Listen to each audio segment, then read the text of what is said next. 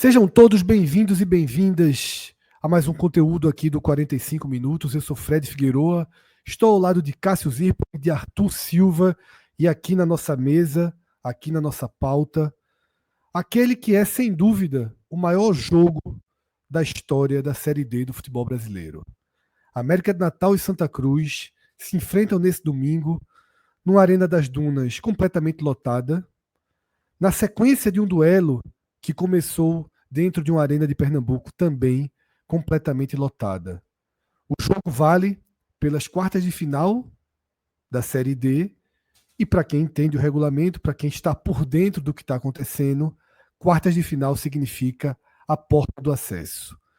Quis o destino que esses dois tradicionais clubes do futebol do Nordeste, dois clubes que têm sua história na Série A do Campeonato Brasileiro, se enfrentassem nesse duelo eliminatório e que só um deles vai poder virar essa página da história, vai poder, enfim, voltar à terceira divisão e tentar um recomeço na história do futebol brasileiro.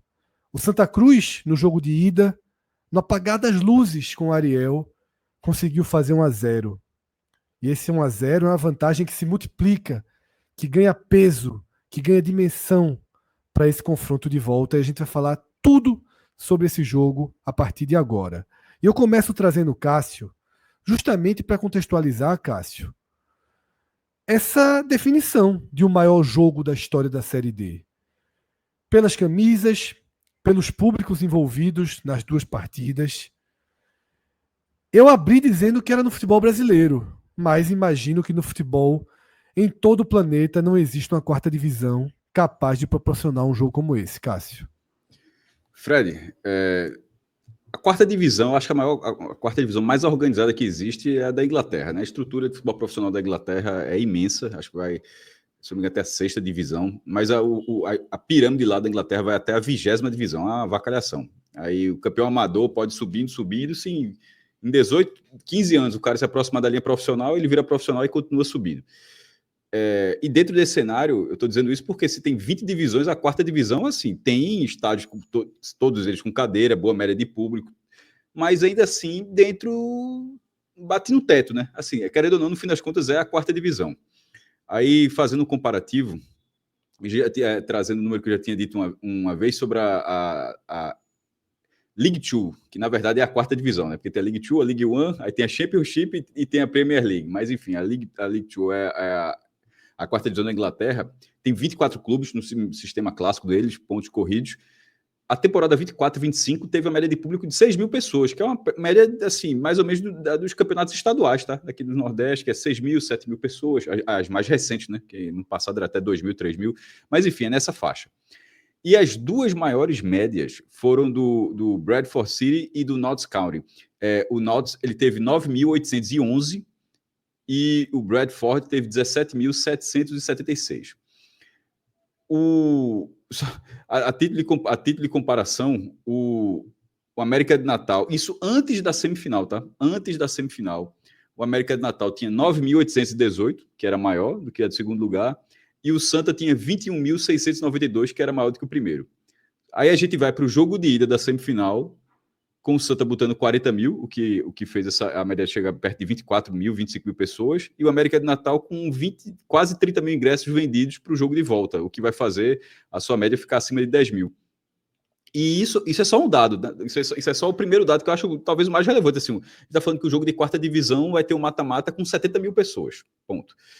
Mas aí você vai para outros aspectos, assim, a curiosidade que a gente... os dois jogos em arena de Copa do Mundo. A ida na Arena Pernambuco, isso pesa para mim muito, tá? Para poder ter sido no Arruda e poder ter sido Machadão, mas eu acho que assim, a gente tá falando... Pensa assim, com essa notícia saindo do Brasil. Aí o cara fala, ó, enquanto isso, lá no Brasil, um jogo da quarta divisão, valendo acesso, aconteceu em dois estádios que receberam a Copa do Mundo em 14. O cara, caramba, tal, o cara pode lembrar. Aí aquele jogo, aí o cara vai para a Arena Pernambuco, que teve Alemanha e Estados Unidos, aí vai para a Arena das Dunas, que teve a mordida de Soares, né, em cima naquele jogo. Então o cara vai pensando, pô, Tava lá. Caramba, tu viu aquele jogo? Foi? Caramba. Vi. Eu tava lá também. E só descobri que teve a mordida depois que o jogo acabou. Dentro do estádio eu não percebi. E a expulsão? Eu pensei que tinha sido uma confusão, assim, não que tinha sido uma Ah, tá. mordida, tá entendendo? Hoje seria dito, né? Diria no telão, acho que o árbitro anunciaria, sei lá, acho que hoje não ficaria tão confuso, então não. Bem, dos três aqui, dois estavam na Arena das Dúvidas, esse eu vi pela TV. Então, assim, um confronto com dois estádios de Copa do Mundo, aí você vai para o apelo, um confronto que os dois times, Fred, já jogaram a Série A nos pontos corridos. Isso para mim é muito relevante. O Santa jogou duas vezes, mas o que eu peso é o seguinte, que os dois já conseguiram o acesso nos pontos corridos. Não é só jogar a Série A dos pontos corridos, ou seja, o Santa conseguiu subir já nos pontos corridos da Série B em 2015 e o América em 2006, que foi a primeira versão. Então, assim, são clubes que já viveram a estrutura atual do futebol brasileiro subindo para a elite, que já jogaram torneios internacionais, o América a Copa Comebol, o Santa Cruz a Copa Sul-Americana, cada um tem um título da Copa do Nordeste, a gente está no fim de semana que decide a Copa do Nordeste de 25, com o inevitável título do Bahia, e cada um já ganhou. Então, assim, são muitos elementos. Tem outros, assim, um confronto com vai ser o 40º jogo, tá? Na história de Santa América, eles vão o Santa bem tem uma vantagem enorme sobre a América, mas será o 40º jogo. Enfim, tem outros elementos além, e por último, acho que ainda vale citar a SAF, né? O América que está no seu segundo ano como SAF, uma SAF de previsão, aquela lógica da receita mínima de 174 milhões em 5 anos, enquanto o Santa que está perto de fechar dele, que seria 1 bilhão em até 15 anos. Então, são muito. Assim, se você fizer uma pesquisa, a Série D foi criada em 2009, não tem nada parecido.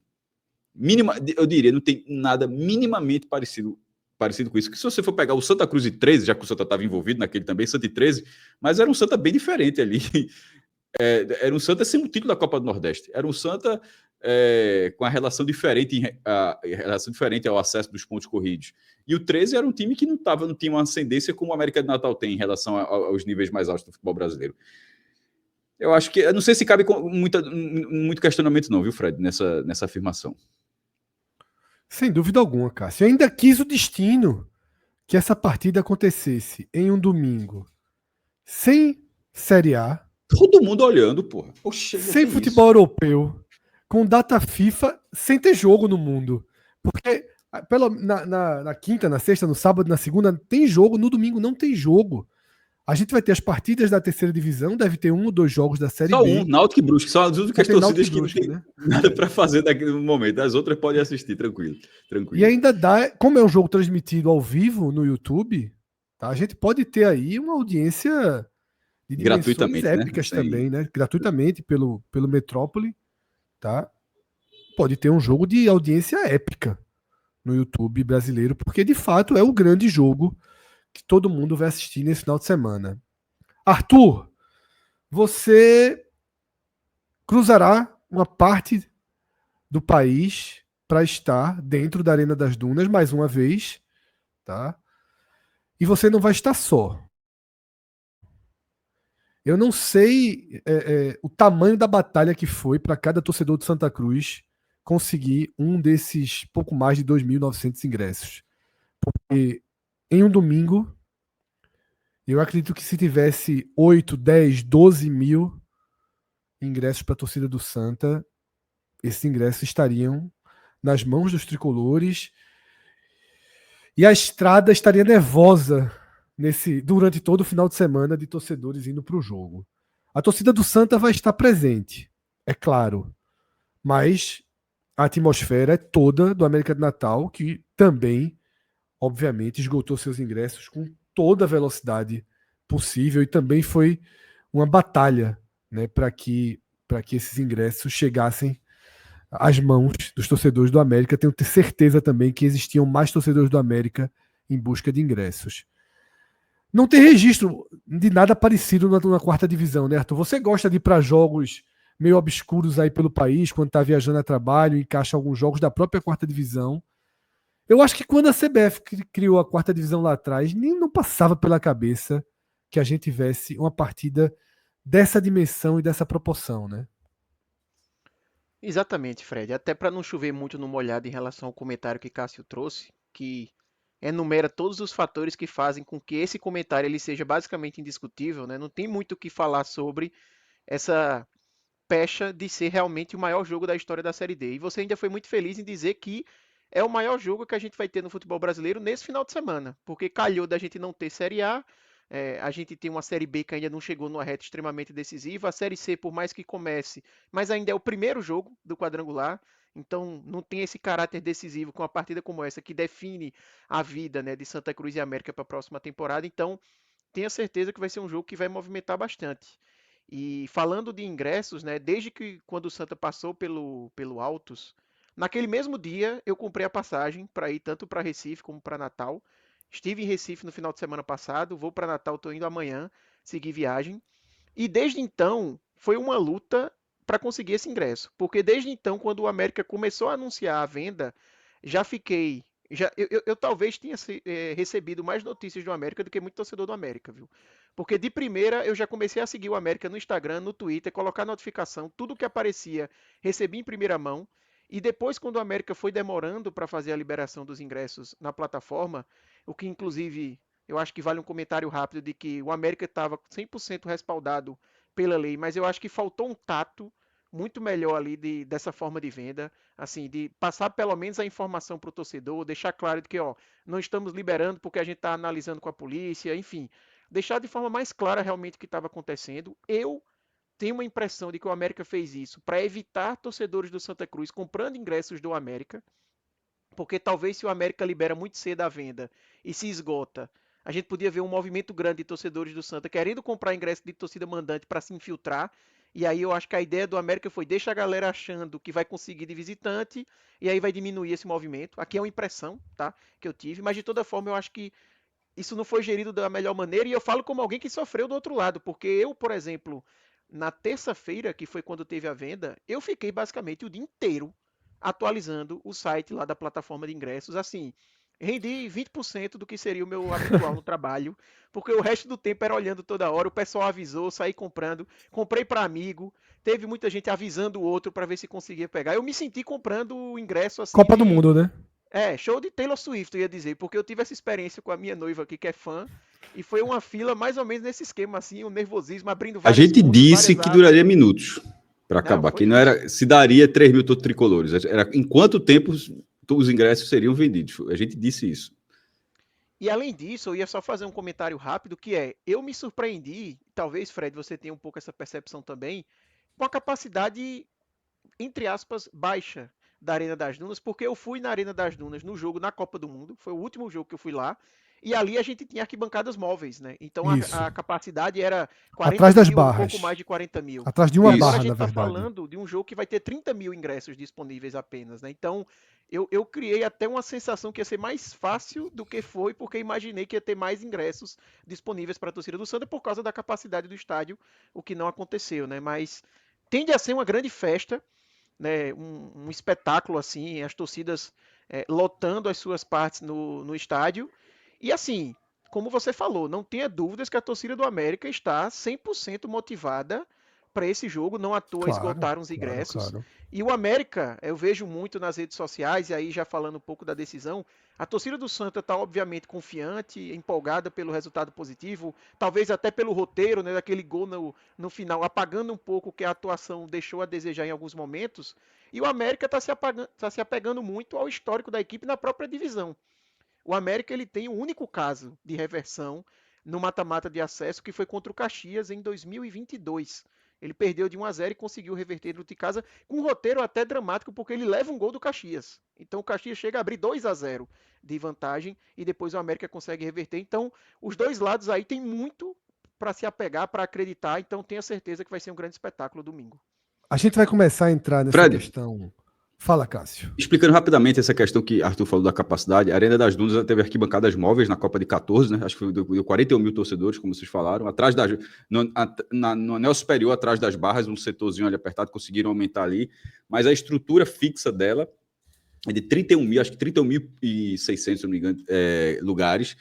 E caiu para 29.887, porque 29.870, porque tem o espaço entre as torcidas. É o que aconteceu na Arena Pernambuco. A Arena Pernambuco tem 45 mil lugares, mas 2.000 cadeiras foram isoladas para separar as torcidas de Santa Cruz e América, que no fim das contas são até aliadas às organizadas, ou seja, era um jogo até de... Mas nesse caso, querendo ou não, é um mata-mata. Então, ainda que tenha essa relação, tá ali.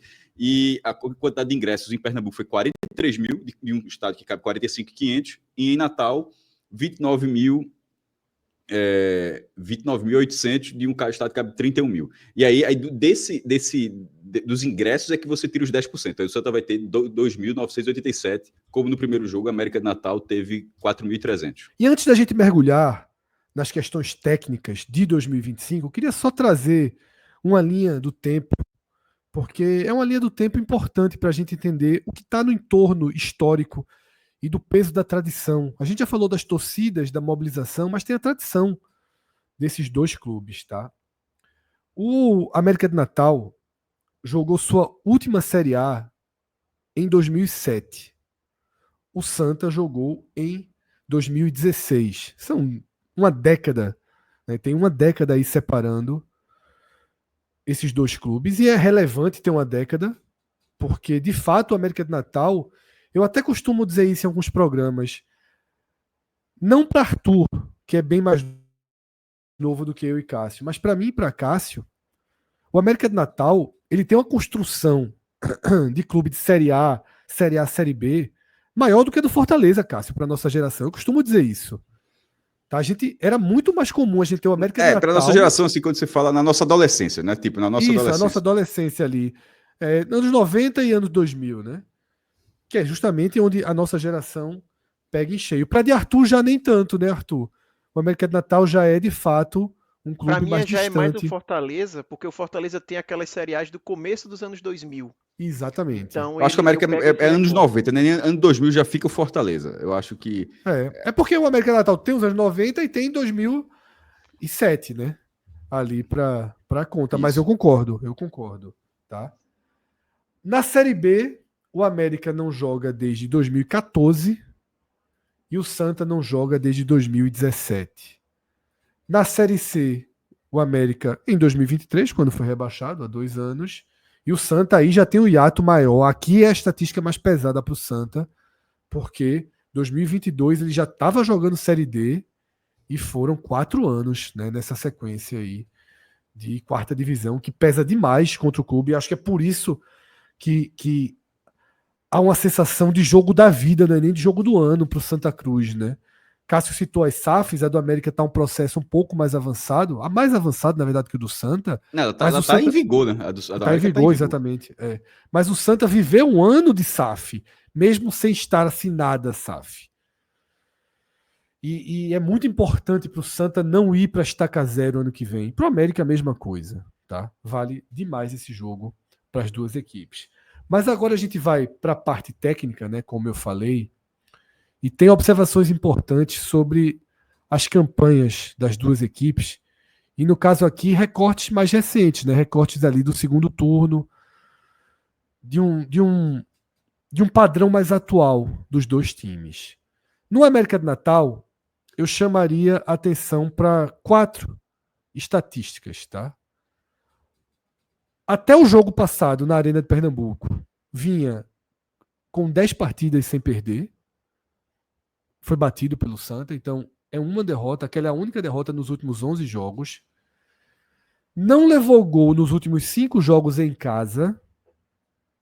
Uma equipe que mostrou uma solidez defensiva no jogo de ida e tem esse histórico a favor de não ter levado gol nos últimos 5 jogos em casa. Ou talvez mais importante, Cássio e Arthur, levou um único... Aliás, levou 2 gols, mas num único jogo. Em 9 partidas dessa Série D, dentro da Arena das Dunas, só levou gol no 3-2 quando venceu o Ferroviário. Nas outras 8 partidas, não levou gol e, naturalmente, é um time invicto dentro de casa. Queria falar primeiro só do lado do América. O que é que essas 4 estatísticas valem para esse confronto? Tá? O quanto o jogo do Imperatriz, que ele chegou tendo a vantagem, mas amargou um 0-0, sofreu mais do que a gente imaginava que o América poderia sofrer, né, depois de já ter vencido a ida no Maranhão. O que é que esses números trazem para o jogo? Tá? Queria a visão de vocês. Porque não são números que sublinham, que reforçam a capacidade ofensiva do América, que é o que ele precisa prioritariamente. Já afinal, começa assim que o árbitro apitar o jogo, o placar eletrônico deveria mudar de 0-0 para 0-1, né? Porque assim que o árbitro apitar, o Santa passa a estar vencendo por 1-0, Arthur e Cássio. Eu acho, Fred, que assim, você trouxe um ponto muito importante de que os números eles são muito mais fortes sobre o aspecto defensivo do que ofensivo, mas não dá para a gente negar que são números que trazem um otimismo para a torcida do América, porque se você comparar a campanha do América dentro de casa com fora de casa, há uma diferença que faz o torcedor poder olhar para o resultado que teve na Arena de Pernambuco e dizer, na Arena das Dunas é outra história. A gente tem uma equipe muito mais forte, a gente está invicto, é, a gente tem uma larga vantagem, a gente não costuma sofrer gols. Então, o primeiro passo Tem da muito missão do tempo, né? Tem América, 90 minutos, se tiver exatamente, calma, né? É. o primeiro passo da missão do América é não levar gol para não deixar a vantagem do Santa se alargar. E essa parte ele vem dominando, vem conseguindo ter êxito dentro de casa, inclusive quando enfrentou o próprio Santa, pois ele não levou gol do Santa na partida que a gente teve na primeira fase. O outro lado da moeda é a parte ofensiva, que realmente essa é a maior preocupação do América. E eu falo aqui como uma pessoa que viu muitos comentários de torcedores do América nas redes sociais e assim, principalmente naquele momento pós-jogo, que a gente sabe como é o comportamento de torcedor, que logo depois que tem a derrota é o momento de maior pessimismo e depois você vai assimilando e vai acreditando. Eu vi muitos torcedores do América dizendo que a confiança deles não estava tão alta naquele momento, justamente por essa deficiência ofensiva da equipe. A gente está vendo aqui até na tela que não é uma equipe que costuma marcar tantos gols. O América teve esses 3 gols quando enfrentou o Ferroviário. De resto, ele teve algumas partidas ali com 2 gols contra Santa Cruz de Natal, 13, Horizonte e Juazeirense, mas tirando essas outras partidas, 1 gol ou nenhum gol, como por exemplo aconteceu contra o Imperatriz. E se a gente até faz um recorte mais curto, Fred, nesse comando de Gerson Guzmão, tem o jogo do Imperatriz, que é obviamente o jogo mais palpável e mais claro, porque foi o mais recente. Então, ele é, querendo ou não, um receio que o torcedor do América tem, embora o torcedor também possa dizer que a equipe tinha vantagem. Então, é outro cenário de partida, e isso é Sim. uma verdade absoluta. Para um time que é Mas, forte em casa defensivamente, é um cenário de conforto. Ele jogou, eu não assisti o jogo. Ele jogou em tese, dentro do seu ponto forte. Tá? Então, eu vou ficar aqui, vou fazer meu regularmente jogo embaixo do seguro. braço, né? A gente costuma dizer. Exatamente. Mas o próprio jogo com a Juazeirense, Fred, eu acho que vale destacar que a gente vê o placar de 2-0, pensa que foi um jogo que o América conseguiu com tranquilidade esse placar, mas na verdade o gol do América sai de uma bola parada já depois dos 30 do segundo tempo. É na reta final do jogo. E o último gol já é no momento em que ele abre 1-0 e aí a Juazeirense, obviamente, tem que se abrir porque estava sendo eliminada, então tinha que buscar o resultado e aí o América encontra mais espaço para conseguir o 2-0. Estou dizendo aqui que o América não vai conseguir, não, mas eu estou trazendo os pontos que o próprio torcedor do América tem de receio. Eu vi, por exemplo, nesse mesmo momento que o torcedor trazia esses comentários, falando muito do América de Gerson Guzmão, que é um técnico muito conhecido pelo aspecto defensivo, de fato, das suas equipes. Né? E a gente vê como Fortaleza que o América vem tendo recentemente. Eu acho, Fred, que aí me colocando na posição do torcedor do América, esse tipo de estatística aqui, se eu fosse torcedor do América, me faria lamentar ainda mais o gol de Ariel que saiu no finalzinho, porque com esse tipo de solidez que o América tem, trazendo o 0-0 para dentro de casa, imagina a força que teria você dizer, pô, a gente tá invicto. Se a gente mantiver, a gente no mínimo vai levar para os pênaltis. Né? Se a gente mantiver a questão de não levar gols, basta a gente conseguir uma jogada de bola parada, que é uma força muito grande desse América, que a gente consegue a vitória e a classificação. Então, isso mostra pelo lado do América o quanto aquele golzinho de Ariel pode tirar um pouco a equipe da sua zona de conforto e, por outro lado, que depois a gente vai comentar, o quanto esse golzinho pode ser determinante ali para o jogo do Santa no domingo. É isso. Cássio, quer trazer alguma ponderação sobre esses números do América? Depois a gente vai para os números do Santa.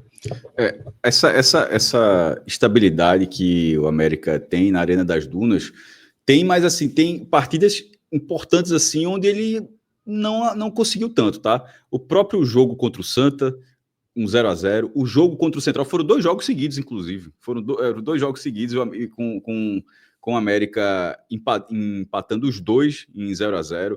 a própria classificação, ainda que ele tenha vencido o Imperatriz, veja, o 0-0 não foi seguro, porque até a última bola o Imperatriz estava por um gol para levar a disputa para os pênaltis. Então, assim, esse 0-0 não é um 0-0 que você faz assim. Não, o América ali trabalhou o resultado, não. Ele levou um resultado perigoso até o final. Então, a capacidade defensiva do time pode ser boa, mas a capacidade ofensiva, ela não é tão eficiente, ela não é proporcional, assim, ela não é equivalente. E nesse cenário, onde a parte ofensiva precisará ter um destaque maior em relação à parte defensiva, esse para mim é o ponto, a ser observado da América de forma assim, com receio. Por outro lado, eu destaco o próprio cidadão na foto, Souza. Eu achei que no jogo de ida, tipo, ele está com a idade mais avançada, mas continua sendo um cara com a bola parada muito boa, foi assim a carreira inteira. E no jogo de ida, por exemplo, eu acho que acho que passou, que não cumpriu esse papel. Mas assim, ele continua sendo um cara que pode cumprir esse papel para esse jogo de volta. Então, ainda que o América pode até encontrar dificuldade com a bola rolando. Lembrando, Fred, inclusive, só um ponto sobre a formação do América. O América vai ter um desfalque, tá? Dudu, meia atacante do time, recebeu o terceiro amarelo no primeiro jogo. Deve ser substituído por Gabriel Lima. Então, assim... a gente vai analisar as duas escalações no próximo. Mas só para dizer assim, que a gente está fazendo... Mas eu quis trazer porque a gente está falando de um time que vai ter o papel de atacar e é justamente o meio atacante que está suspenso, ou seja, já tem mais uma mudança de última hora. Bem, de toda forma, o América vai ter... a gente está analisando a ótica do América nesse momento, o América vai ter a maior atmosfera do clube na temporada. Superior, inclusive, a reta final do Campeonato Potiguar, tá? Até porque o final foi até no Frasqueiro, não se compara. Assim. E foi exatamente dessa forma que o América conseguiu o acesso e, posteriormente, o título em 22. Foi na reta final onde ele conseguiu levar mais de 20 mil pessoas em todos os jogos ali na Arena das Dunas. É o maior jogo desses dois clubes nos últimos anos, pô. As duas torcidas estão envolvidas no maior jogo do Veja, do Santa, o maior eu acho que aquele jogo contra o Brusque. Porque o Santa, por exemplo, ele não fez a final do Pernambucano, ele não tem uma final do Pernambucano para colocar na mesa na discussão. Não tem, então, assim, esse é o maior jogo do Santa Cruz. Tu disse desde quando, Arthur? Não, nos últimos anos. Santa Série C de 2020 ali, que era valendo a vaga para a Série B. Isso, mas que ainda dependia do jogo de Vila Nova e Ituano, né? Ou talvez o jogo contra o Vila Nova, contra o Ituano em casa, por exemplo, que era um jogo antes ali, que se o Santa mas muito boa. Arthur, mas eu acho que em construção do torcedor do Santa Cruz, daquele mais distante ao mais apaixonado, de construção, de mobilização, esse jogo é maior. Expectativa, tensão. Não teve público, né? E outra coisa. Não teve público e no fim das contas, a última rodada, o Santa já estava atrás. Ele dependia que o Vila Nova não ganhasse do Ituano, lá em Itu. Então, assim, eu acho que... Ele tá mexendo, Cássio, na essência dos torcedores do Santa, como se fosse uma super final do Pernambucano. Eu tô concordando com a sua linha, eu só tô justamente, que eu achei interessante, eu justamente voltando o tempo para comparar. Por exemplo, do América é desde o jogo ali, o jogo do mata-mata de 22. Assim, é a mesma lógica, até porque ali, querendo ou não, agora o América vai agora para fazer o bota e volta. Ali o América já estava 6 anos na Série D. Ali a seca do América era muito maior do que essa agora. Havia uma demanda reprimida da torcida do América gigantesca ali. Inclusive, por exemplo, hoje existe a lógica de que o América já subiu, meio que esse torcedor sabe como é a sensação de subir, os caminhos que o time, enfim, tem que percorrer. Ali não, ali era aquela sensação de que jamais vai voltar, vai sair da quarta divisão. E no caso do Santa, eu acho que a pandemia, o fato de estar de portões fechados, pesa contra em relação ao envolvimento, e aí você vai voltando mais ainda para o tempo. Assim, é difícil. Se for voltando mais, seria o jogo contra o Operário, né? Aí você pode dizer contra o Salgueiro, mas contra o Salgueiro mesmo, assim, a final do Pernambucano de 2020 contra o Salgueiro. Não seria. Seria para mim, se fosse voltando, seria o Operário 2018. Então, eu citei o Salgueiro para citar uma decisão, mas eu acho que o envolvimento, embora tivesse valendo título estadual, eu acho que o envolvimento desse jogo, e a gente está falando de redes sociais, está falando de vivência na cidade, é maior do que aquela. A gente sabe que aquela final foi de uma arruda de portões fechados, mas acho que a expectativa agora é maior do que era daquele dia para ser campeão pernambucano. O que eu estou percebendo, tá? Não sou torcedor do Santa Cruz, Meu pai já está em Natal, por exemplo, que meu pai não é dos torcedores mais atuantes do Santa Cruz e nas últimas 4 semanas virou assim completamente a ponto deu quinta-feira, já não estava aguentando, foi para Natal, assim, esperar e viver a atmosfera do jogo lá. E Eu acho tenho que em visto atmosfera, muitos Fred, relatos assim. em termos de atmosfera, eu acho que volta aquela semana ali, 2016, que teve final de Copa do Nordeste Eu e também final do acho, viu? Pernambucano. Eu Porque tava assim, o querendo, Santa. veja só, eu tava Pô, querendo ali é dizer maior isso, do mas que, não bem maior do quis. que essa. Assim, ali é- Mas eu Não, é tava maior, querendo. mas eu digo assim, desde lá, Cássio, eu acho que o Santa não teve um momento de tanta mobilização da torcida É quanto esse. isso. Mesmo o Operário em Assim, não é, 2018, eu não acho que é, não não mobilizou é isso. tanto. Não é Ficou uma questão próximo, mas fria. não Não é uma tanto. questão fria, é uma questão de mobilização. O que eu tenho percebido, o que eu tenho sentido, sabe, é aquilo que mexe do tricolor mais atuante, como Arthur. A gente brinca, cara, que Arthur e Romero, dois amigos nossos, são os dois tricolores mais preocupados com futebol propriamente dito que existem em toda a torcida de Santa Cruz, né? São os caras que estão atentos aos números, ao saldo de gols, a partida do outro grupo que pode gerar um confronto daqui a 4 rodadas. São os caras assim matemáticos e frios. E não é um perfil muito comum dentro da torcida do Santa Cruz. Esse perfil mais frio, mas ao mesmo tempo apaixonado e 100% presente. Então, desses caras que consomem tudo, até o tricolor, que domingo vai ver como é que é o YouTube, onde é que passa mais ou menos, mas que já comprou camisa de novo, que já vai fazer o churrasco, que já vai reunir a família. Estamos vivendo, assim, é impressionante como a gente vive um clima de um Veja, super jogo. esse jogo Muito na além dos Globo, rótulos de divisão. esse jogo da Era Globo teria brincadeira. 40 Era. pontos. Esse Na jogo da Globo, Globo era brincadeira. Era esse jogo da brincadeira. Globo. A Globo vai passar às 4 da tarde, assim, é o horário da Globo. Às 4 da tarde, Santa e América valendo acesso, tal. Teria 40 pontos no Recife. Mas eu acho que vai ter a maior audiência da história É da porque quarta divisão. mas eu tô citando o Globo, é porque Não, a é porque audiência do aí é YouTube. canhão, né, Cássio? Aí Aí não, justamente é porque a audiência do YouTube, precisa de 500 mil pessoas, assim, é um absurdo, mas assim, perto da TV aberta ainda a relação é pequena. Eu digo TV aberta para dizer que se fosse uma TV aberta, para a galera ter noção do que era 40 pontos. Deixa eu ir para o lado dos números do Santa Cruz, que são números menos impactantes quando a gente projeta para o confronto. Cara, entre nós, o número mais impactante do Santa Cruz não está aí. É o 0-1. É que o jogo começa com o Santa Cruz ganhando. Esse é o número mais impactante que existe, né? Sem Tem um dúvida. 0-1 aí que não está na tela. Até tá pequenininho ali, né? No de cada clube. Eu tô chamando de 0-1, obviamente foi 1-0, porque eu tô nessa analogia de que quando o jogo A galera começa. entende. A galera entende. Tá O jogo é 0-1. América e Santa, né? Tá. 4 jogos sem perder. Aquele empate lá na fase de grupos, que eu nem considero tanto, esse aí eu acho bem pouco relevante, aquele jogo. Não acho que é um jogo balizador. Eu acho que as duas partidas balizadoras para esse jogo são América e Imperatriz, América e Juazeirense e Santa Cruz e Altos e Santa Cruz.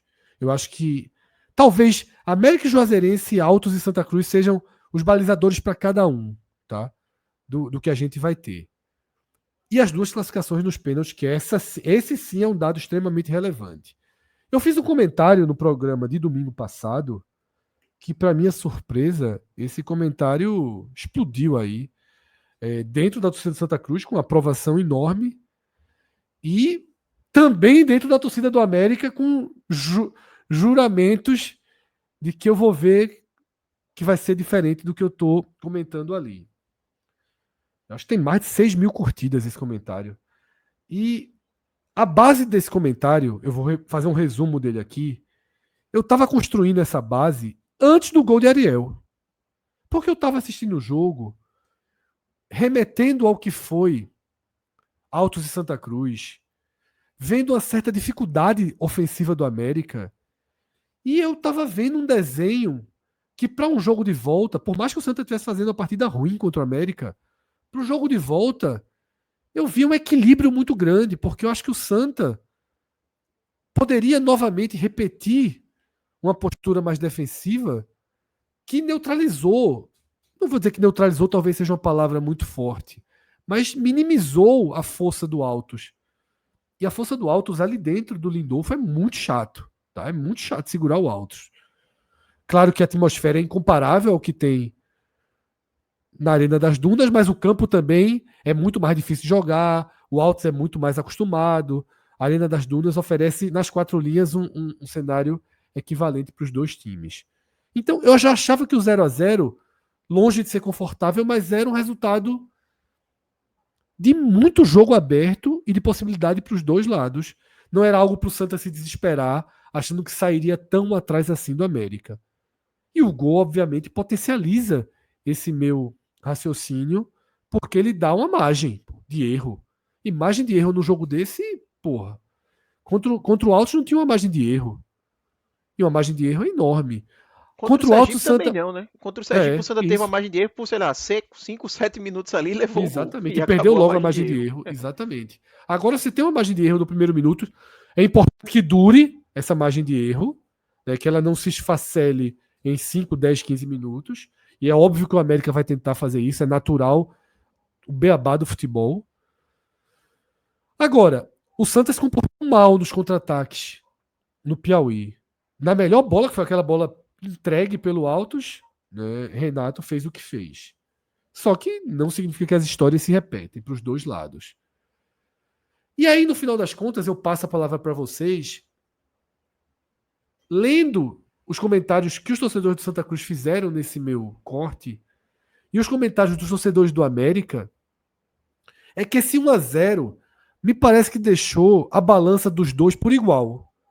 Esse 1-0 deu uma boa confiança à torcida do Santa. Arthur já falou isso nesse programa. Esse 1-0, talvez o 0-0, a maior parte do Santa não tivesse comprado a minha ideia, tivesse acuada agora, tivesse achando que o cenário era mais para o América e que teria que ir lá para um jogo histórico. Tá? Agora eu acho que a torcida do Santa está confiante, mas a do América não se abalou. 1-0 não é suficiente para abalar, por conta dos números e das possibilidades que a gente trouxe aqui. Mas aí, Arthur, eu não mudaria a forma de jogar de Santa Cruz. As únicas divergências que eu vi para o meu comentário foram nesse sentido, de que achava que o Santa Cruz não poderia repetir a estrutura defensiva do jogo do Altos. Eu acho que deveria sim repetir. Eu não vejo esse Santa Cruz fazendo o que não fez. Eu não vou dizer na Série D inteira, porque lá no giro do primeiro turno fez. Mas o atual Santa Cruz não faz uma partida aberta de igual para igual fora de casa. E eu acho que não é a hora de fazer, né? Não, com certeza não é a hora. O Santa Cruz não tem essa capacidade nesse momento da competição. Eu acho que é importante ter esse conhecimento. Não é possível que depois de 2 disputas de pênalti a torcida do Santa não tenha entendido ainda que não existe superioridade. E digo mais, não é que não existe superioridade do Santa Cruz. Eu acho que não existe superioridade em nenhum dos mata-matas. A gente já viu que, tirando o Tudo Altos aberto. ali, que teve uma grande superioridade contra o Independência, muito pelo nível do Independência, os outros são ali no detalhe. Dos jogos de volta das oitavas e as partidas de ida das quartas, todos muito iguais e pouquíssimos gols. São as tônicas das partidas.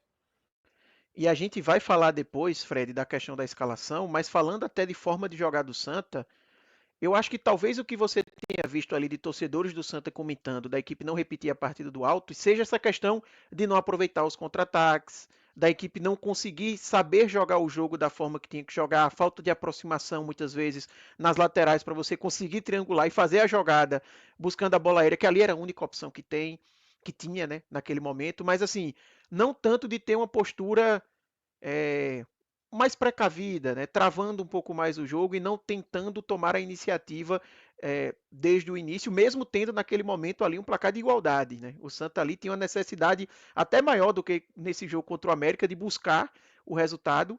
E a gente viu um Santa que jogou o jogo em termos defensivos da forma como tem que jogar. Eu acho que a falha do Santa ali foi na parte ofensiva. Foi um Santa que ofensivamente criou muito pouco. Mas eu acho que o que a torcida do Santa mais pede, pelo que eu vejo ali de comentários, é até um Santa mais parecido com o que a gente viu naquele segundo tempo. Que foi realmente onde o Santa teve um melhor momento até naquela partida contra o Altos. Que foi quando o Santa povoou mais o meio-campo, colocou 3 volantes, né? Naquele momento o Pedro Favela tinha sido titular e Gabriel Galhardo entra no segundo tempo, e um Santa que é, dá menos espaço ao adversário, joga de forma mais coordenada e compacta e consegue ter um pouco né, de mais tranquilidade na partida. Aquela partida, no geral, o Santa não teve muita tranquilidade. O adversário também era bem duro.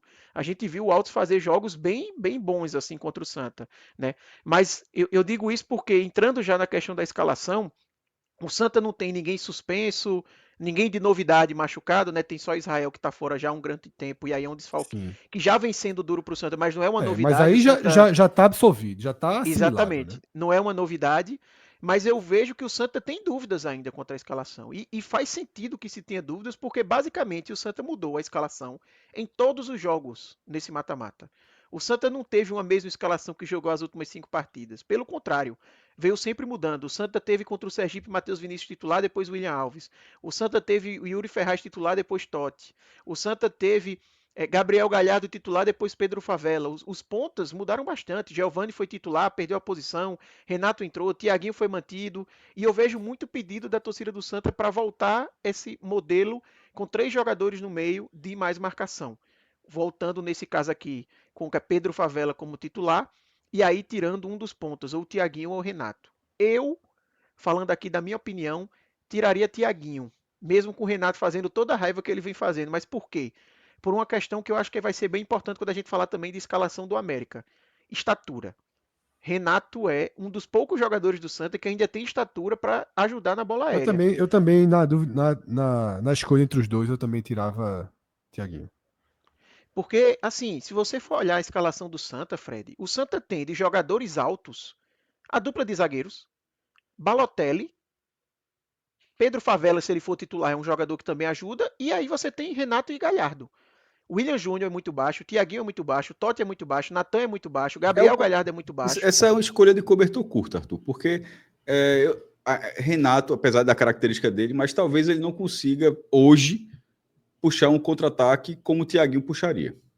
Então, assim, você ganha na bola aérea, mas talvez você não ganhe numa velocidade para contra-atacar. Porque, ou seja, você tá falando. E quando tu fala bola aérea, tu fala na parte até defensiva ou ofensiva? Defensiva e ofensiva, né? Mas principalmente para mim Arthur tá mais defensiva. preocupado com defensiva, só que ao mesmo tempo o William William Júnior se tornou a arma, né? Na bola parada ofensiva também conta, né? A minha pergunta foi qual era só para confirmar, mas era entendendo que era a lógica defensiva. E veja, eu acho Cássio, que no primeiro jogo, os dois times, até pela limitação que cada um tem, eles deram situações de contra-ataque. O América, mais forçado pelo placar, tende a ceder mais lances como que a gente viu no primeiro jogo. Nesse caso, Cássio, eu acho que aí a escolha para mim não seria Thiaguinho, seria Giovani. A dúvida para mim é ou Giovani ou Renato. Eu acho que Thiaguinho eu colocaria como opção para segundo tempo, tá? Mas assim, é um jogo muito difícil, tá? Até da gente fazer aqui esses prognósticos, porque é a história do cobertor curto, como o Cássio bem disse. Eu escolho o Renato, mas eu perco, né, o contra-ataque. Eu escolho o Giovani, mas eu também vou perder nessa questão da estatura defensiva, né? Que eu acho que é um ponto muito importante. Esse time do América, assim, parece que eles fizeram lá o scout para contratar jogador, tem que ser pelo menos 1,80. É a impressão que você tem, assim, porque os caras são muito altos e fortes fisicamente e buscam muito a bola aérea, e a gente não precisa falar aqui da qualidade de Souza na bola parada, né? Então, eu acho que é uma preocupação que eu tive muito no primeiro jogo e que tem que ser redobrada nessa segunda partida, porque o América vai tentar usar muito essa arma. Mas é difícil, porque a questão, por exemplo, dos 3 volantes, aí você pensa, eu vou colocar eles. Mas será que não era melhor utilizar como uma alternativa durante a partida para você tentar usar esse contra-ataque? Não é fácil tomar essa decisão, mas se eu tivesse com a caneta na mão, tomando a escolha aqui de quem vai estar na relação ali de titulares, eu iria nesse modelo mais parecido com o segundo tempo contra o Altos, tá? O Santa jogando com Pedro Favela, Galhardo e Balotelli.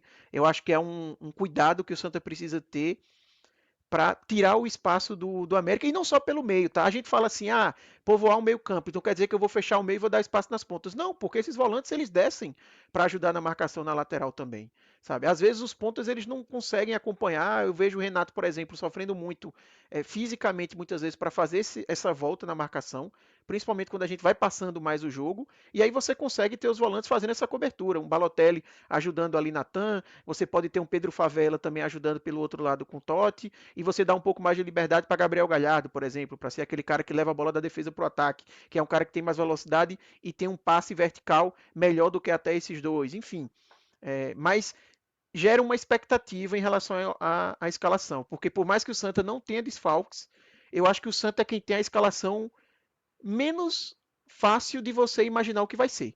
O América, você tem uma dúvida, que é Dudu que está suspenso. O restante do time não deve mudar. O Santa a gente pode ter duas peças aqui mudando e não seria nada de outro mundo, tá? Mas é uma mudança estratégica, né?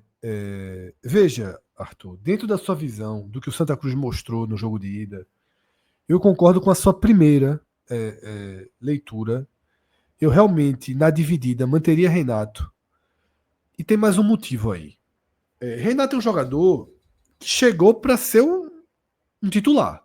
Foi contratado para ser um titular. Valores envolvidos, histórico recente. Tá um jogador de Série B. Tá? Que estava ali Experiente, na né? Ponte Preta, na Série C. A Ponte Preta, como o Atos sempre diz no programa da gente, é aquele time que todo mundo recebe mais de 100 mil, né? Mesmo estando na Série C.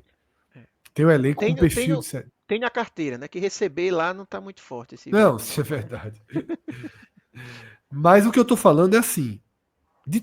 Mas ao mesmo tempo, também se perdeu confiança em Renato. E por que eu quero dizer que eu iria com ele? Porque eu não acho que é um jogador que dá para deixar de lado nessa decisão, por você ter acreditado nele, trazido ele, por ele ser um cara que vai ser um pouco mais frio em relação ao cenário. E se por um acaso o jogo pegar um rumo ruim para o Santa Cruz e precisar de reação ofensiva, hoje não há confiança em Renato. E aí é melhor trazer um Giovani, que foi o cara que resolveu no último jogo. Tá? É melhor trazer um Thiaguinho. Eu entraria até por uma questão de segundo tempo. Eu acho que Renato entrando na reta final hoje não é uma substituição que traz uma certeza de ganho, pelo menos de volume, porque Giovani dá o ganho de volume. Thiaguinho dá o ganho de volume. Pode não sair nada, pode ser jogadas que tem início, meio e não tem fim. Pensa a jogada e desperdiça na hora do último toque, do cruzamento, da assistência. É comum com esses jogadores. Mas a fumaça é mais fácil ter com o Giovani e com o Thiaguinho. Tá? No último jogo teve com o Giovani e teve com o Adailson. Né? Um de cada lado. Os dois foram importantes naquela mudança, além de Ariel, obviamente. Mas aí Ariel fica para a mesma função que ele teve no jogo da Arena de Pernambuco. Né? Eu só imagino o Ariel em campo se o Santa estiver precisando de uma demanda ofensiva na reta final do jogo. Tá? Do lado do América, essa questão do substituto de Dudu. Né? Eu vi também um debate em torno dessa força ofensiva do América, que poderia ter mais mudanças por um incômodo do que se viu na partida da Arena de Pernambuco, mas eu acho que Gerson Guzmão vai começar de onde parou, trocando o Dudu, né, que é a dúvida que fica, né, Arthur e Cássio? Isso. E aí, falando dessa dúvida, Cássio até trouxe antes que o favorito para assumir essa vaga é Gabriel Lima, né, que é um jogador de ataque, acabou entrando até no segundo tempo da partida que a gente teve no último final de semana. Mas há também uma especulação a respeito da utilização de Marquinhos para ser o Sim, substituto de Dudu. exato. É uma notícia que a gente recebe da imprensa lá do Rio Grande do Norte. Eu vi hoje o repórter Malik Najib falando sobre isso. Marquinhos, que aí seria uma escolha um pouco mais. É, é difícil a gente falar isso porque a gente está utilizando o estereótipo, né? Mas Marquinhos ele é um jogador de meio campo. Ele não é um ponta, ele não é um atacante. Então seria uma escolha talvez para uma outra forma de jogo, porque com Gabriel Lima a equipe do América ganharia dois pontas, né, com velocidade, porque Dudu ele é um cara que joga aberto, mas ele puxa muito para o meio, porque ele é de origem um meia, então ele não é exatamente um ponta, ele é um meia direita, podemos dizer assim. E aí você já tem Ebert, que é um cara muito arisco em termos de velocidade do outro lado, por mais que tenha deficiências na finalização.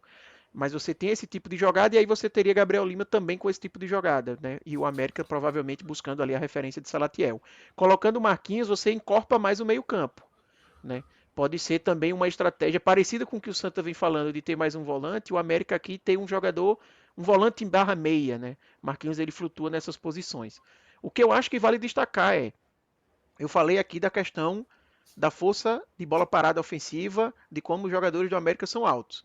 Os dois jogadores são mais altos do que Dudu. São 2 caras ainda a mais para o América utilizar nessa bola parada, tá? Então, assim, a gente fala muito dessa questão da bola parada porque resolveu muito jogo para o América, tá? Não é à toa. E numa competição como a Série D, que a gente sabe que os jogos são nivelados, você não tem equipes que vão conseguir se sobressair, uma bola parada como essa, ela define partidas. Definiu para o Santa. O Santa passou pelo Sergipe utilizando a bola parada em Aracaju e no Arruda. Né? E no Arruda não, na Arena Pernambuco, melhor falando. Mas o Santa usou da bola parada também contra o Altos, na Arena Pernambuco, marcando gols. Então, o próprio Santa, que não tinha essa fortaleza, conseguiu ter na reta final agora, que vai tendo da campanha, e o América é algo que ele vem tendo forte desde o início. Então, não tenha dúvidas que é algo para o Santa também prestar atenção, e imagino que, obviamente, o Santa sabe, né? Tem conhecimento e está prestando atenção nesse ponto, mas é uma fortaleza que o América vai conseguir, vai tentar utilizar ainda mais. Cássio, últimas palavras sobre esse duelo em Natal. O ataque do América, que na ida com Ebert, que é o artilheiro do time, e perdeu aquele gol cara a cara ali no vacilo do Natan, e com Salatiel, que já passou no Náutico, um jogador mais rodado. Quando a gente estava tendo debate ali pontuando sobre a estatura do Santa, e do lado do América são 2 jogadores que, se o América tiver a bola parada de Souza, uma bola parada melhor dessa vez, coisa que não teve muito na ida, são 2 jogadores assim que para o Santa naturalmente ficar ligado, mas assim, a esperança do América é para esse ataque funcionar, porque em algum momento funcionou.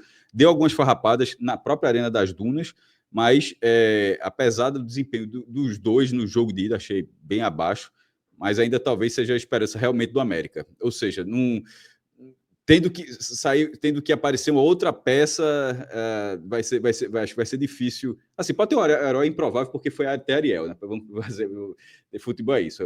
Super improvável. Super improvável. O que eu recebi de mensagem... Mas teria que ser a mesma coisa com a América, tá? Assim, é muito mais lógico apostar numa melhora dos 2 que ficaram devendo no primeiro jogo. Eu cheguei a falar aqui, Fred, e quando eu encontrei o pessoal do consulado aqui do Santa Cruz em São Paulo, né, para ver as partidas, eu cheguei a falar que Ariel tinha que ser proibido de ser relacionado para não ter a chance de entrar em campo. Aí o cara vai e marca aquele gol. Veja, tava muito mal, tá? Eram poucos jogos, mas assim, não tem muito melindre não. Tava assim, fisicamente, no visual, jogando, mas futebol é isso, futebol, meu irmão. Não, assim, ele foi bem não só pelo gol, como você falou, ajudou defensivamente. Ele entrou bem no jogo. Ele entrou bem no jogo, ele entrou ativo. Teve 2 jogadas que ele fez a leitura correta, que não deu certo, mas ele tentou a jogada correta, o corte ali, uma vez que ele tentou com o zagueiro salva de última hora, mas realmente ele entrou bem. É uma notícia boa pro Santa, né? Não só pelo gol, mas é um cara que o Santa ganha para essa disputa, né? Uma opção a mais que o Santa tem, né? Até porque Galhardo não tá bem, né? Thiago Galhardo tá ali no limite. Mas eu manteria, obviamente, Galhardo como titular, porque já mostrou que às vezes uma bolinha, 2 resolve, como o Ariel resolveu, tá?